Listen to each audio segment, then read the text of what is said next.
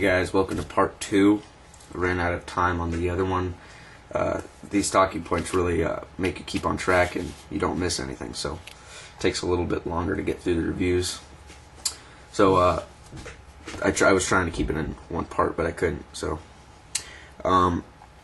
we were at blade design and steel, just getting finished saying that it was 440 steel, and 440 steel is not bad. It's kind of medium quality.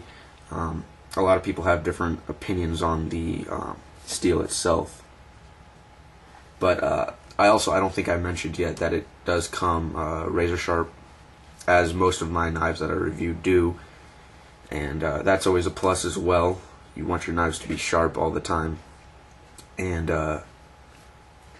okay, so the handle / guard. The guard we already went over is actually the finger groove here, and that I like that it's a finger groove and not just a piece coming out. That is more ideal for a camp / EDC knife, which is what this categorizes under. But under a survival knife or a combat knife, you'd actually want something here blocking your fingers. So that's a downfall for a defensive knife. But like I said, that's only secondarily. That is, if you actually have to, your life is in danger, and you just so happen to be carrying this, then you can use it, just as you can with most knives. So the sheath is Cordura. It's made out of Cordura. I believe that is a subsection of nylon, and this is kind of bent. It didn't come like that. I actually was giving it a strength test, and it held up very well. So as far as strength goes, I can tell you that it's going to hold up pretty good. So in here they line it with a harder material. I don't know what that is. I don't know if it's Cordura as well, but the way of locking it into the sheath is just kind of like elastic, because when you go like this, it spreads the sheath apart a little bit, so it's actually squeezing on the sheath. I don't have much room because there's a light over there and another light over here, but it's pretty good, a pretty good amount of traction on the sheath. And so Cordura, I did a test with Cordura and nylon. I dipped this sheath in water for a few minutes, as well as my Leatherman Surge knife, which is nylon, and they dried about the same time. So I can't really say that Cordura is much better than nylon.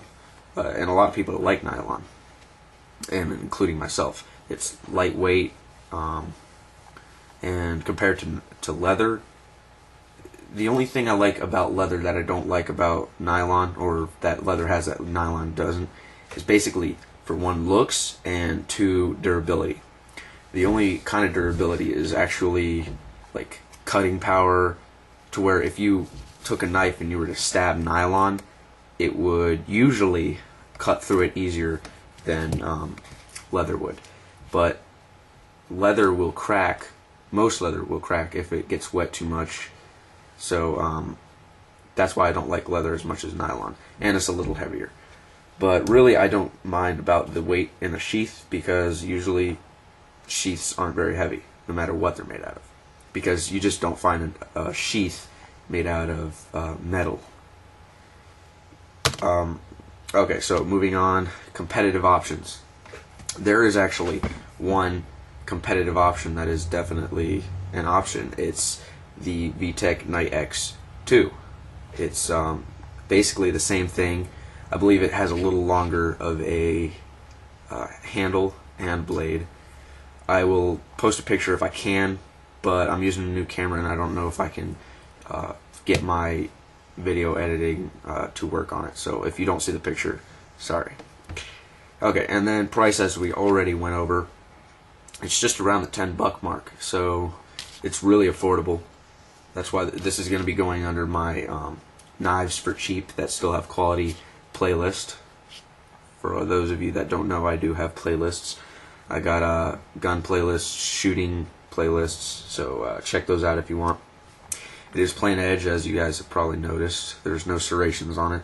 As far as I know, that's the only thing you can get. I don't think you can get serrated at all. And that basically concludes my review. I think I've talked about everything. So thanks for watching, guys.